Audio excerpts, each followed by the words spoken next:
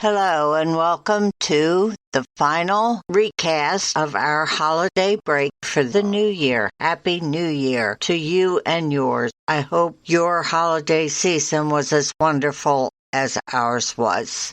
Today we wrap up our recast episodes with a visit from episode 150 with Ellery Adams. I would just like to add that number 5 in this book series is called The Vanishing Shelf, and it will be published in April of 2022. Enjoy. I'm Ann Dart. I'm Tracy Stormy. And I'm Kathy Knight. And together we are It Was a Dark and Stormy Book Club, a podcast for mystery lovers. Welcome.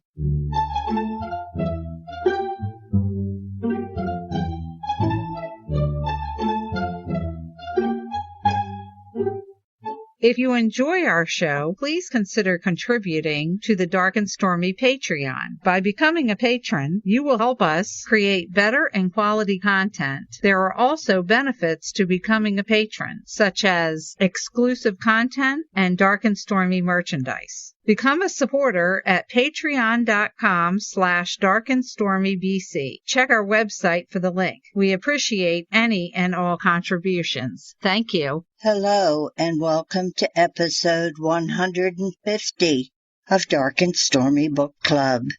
Today we visit with author Ellery Adams.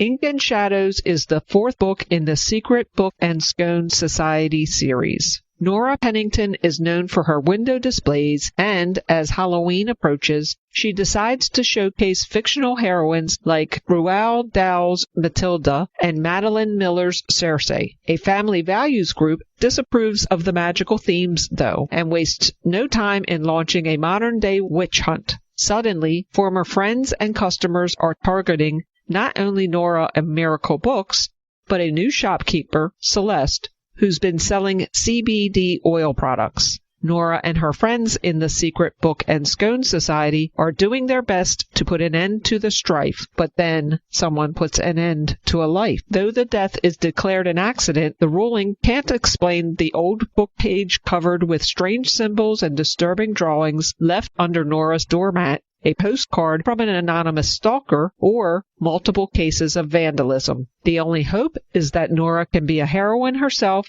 and lead the Secret Book and Scone Society in a successful investigation before more bodies turn up and the secrets from Celeste's past come back to haunt them all. We would like to welcome Ellery Adams to the program. She has a fascinating new book, Ink and Shadows.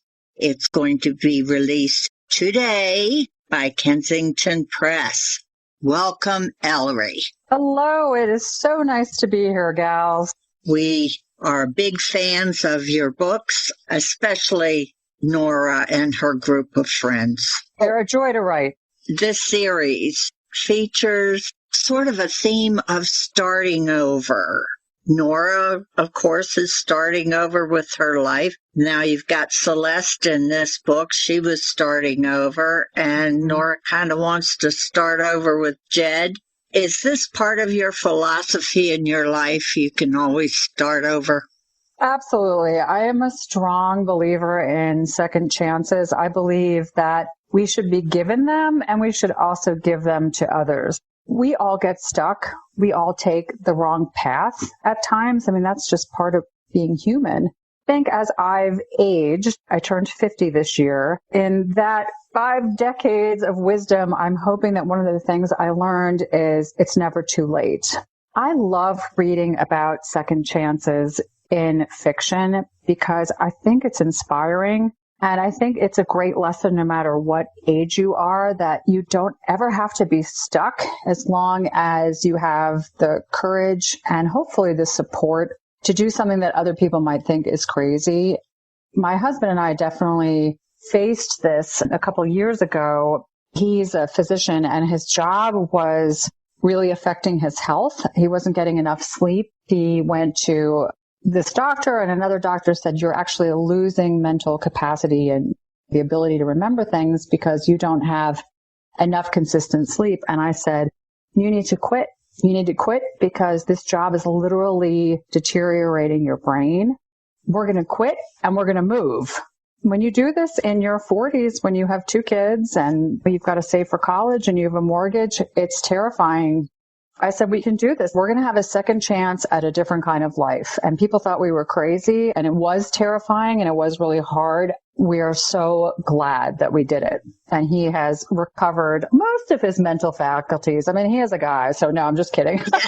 He really is back to the person he used to be. I mean, he was really just starting to forget things. It was almost like some signs of early dementia caused by sleep deprivation, and your brain can actually heal if you get enough sleep from certain issues. And he was able to heal, thank goodness. It was really scary. At one point, we owned 3 houses and had sold none of them because we thought we were going to move to one place, and the job that he was looking at fell through.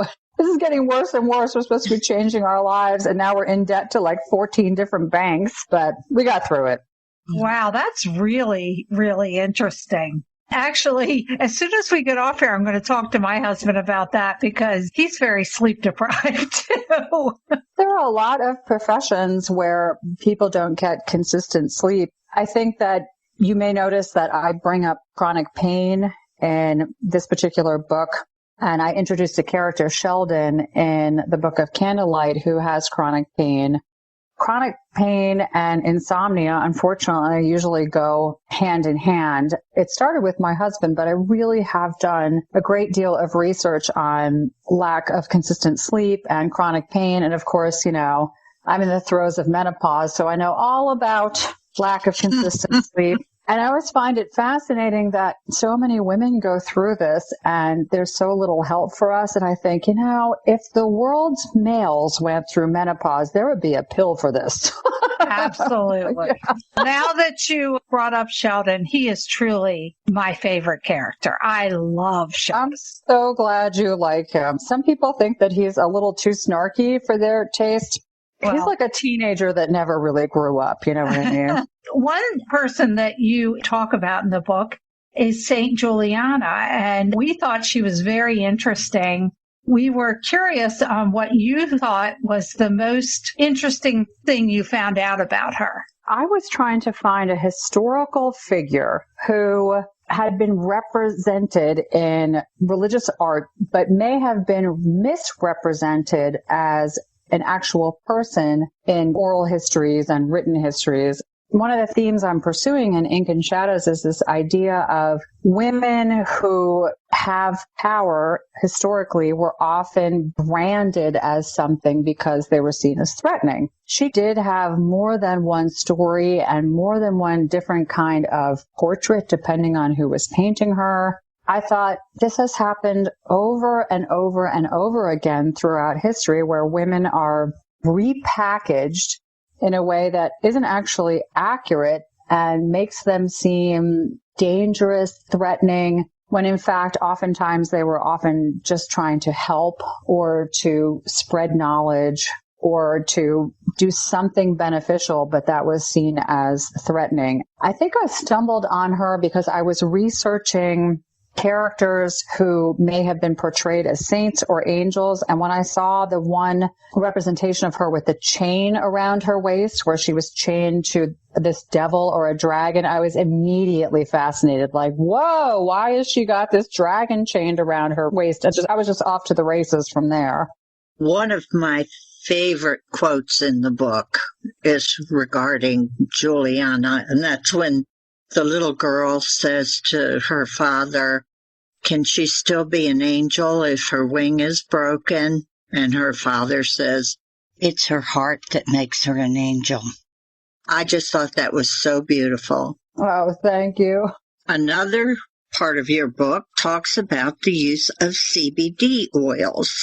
And I am a confirmed believer and user of CBD. I feel like it's almost saved my life. Heard that from quite a few people. Do you perceive any negative comments regarding the use of CBD? I've tried so hard to make it clear. I think there is a misconception that CBD equals marijuana. It doesn't, because it's missing certain elements of the plant that make people high and are known as a recreational drug. I really tried to spell that out. Like, look, you got to think about this as like ground up rope, not as a marijuana plant, like ground up hemp. Think about it that way. There is a stigma to it. I think one of the things I really wanted to do, and I'm hoping to do, is to remove that stigma for multiple reasons. One is because it is so successful for some people. My mother is a rheumatoid arthritis sufferer. She does very well with CBD oil warmed and rubbed into her hip joints and her knuckles. One of the reasons I got interested in CBD oil was I was trying to actually find some relief for her. She's a super active person, but she was really uncomfortable, and I could see her flare-ups. She's like Sheldon. She would get thick ankles. Her elbow would end up being twice the size of it was supposed to be. And this is on medication. Traditional medication doesn't always solve everything, as I'm sure you know, since you're a CBD user. Also, it can have terrible, terrible side effects. I mean, we are in an opioid epidemic. Find an alternative, and there is an alternative. I feel like that's something I want everybody to know about. And I've interviewed quite a few people with chronic pain who use it. And almost all of them, 99% of them, said they could not live without it now. They couldn't function. They couldn't be positive. No one's ever completely pain-free when you have chronic pain. They have more good days than they could have without it. And why wouldn't I want to tell people about that, right? I really liked that when you were talking about it, gave questions to ask if you're going to purchase it. And I thought that was great. Right. And I think that was important too, because in my research, I learned just like all the other markets, there are some bad fish selling out there, and they are selling products that either don't contain anything that will help you feel better. I mean, it would be nice if it was regulated and those sorts of people were just tossed out the window.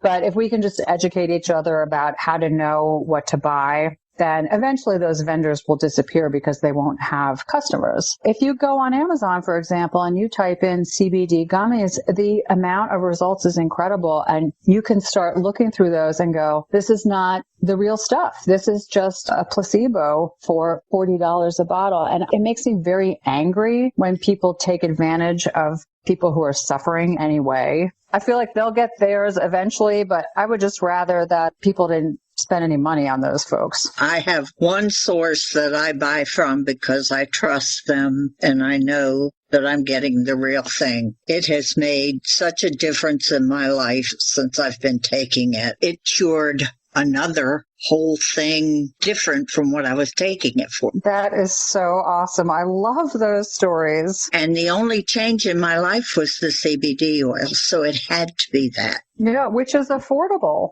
Another thing is I think we all know our own bodies better than anybody else. And when something is successful, we need to stick with it. And when something isn't working, we need to be able to say, whatever you gave me, this is making me feel sick. This is making me feel worse. I don't want to do this anymore. That's part of our right to be our own patient advocates. I'm very lucky that I have a doctor who says, if it works, keep doing it. So I wish that kind of doctor on everyone. And I always tell people, if you don't have a good relationship with your doctor, you need to change. I'm very pro healthcare workers, but I know I've been there too, where I've gone to see somebody and they've said, well, this is what you have. And I say, no, I know myself now, and that's not it. Can we keep trying? I have to tell you, Ellery, I have read every book in this series, and it has really fast became one of my favorite series. Yes. And part of what really draws me to this series is the friendship that Nora has with these women. It's like coming home again. And especially nowadays with us being very limited on how we commune with each other. Do you have a group of women like Nora has? We moved from Virginia to North Carolina about 2.5 years ago. I have become friendly with people here, but I don't have a book group or things like I used to have. And I think part of what I love so much about this series is it gives me an opportunity to create friendship bonds, even though they're fictional, and then to talk about those friendships with people I don't know online. I've really made some lovely connections with people because of this series, mostly on Instagram and on Facebook, hearing their stories and which character they identify with. I guess they're kind of my way of creating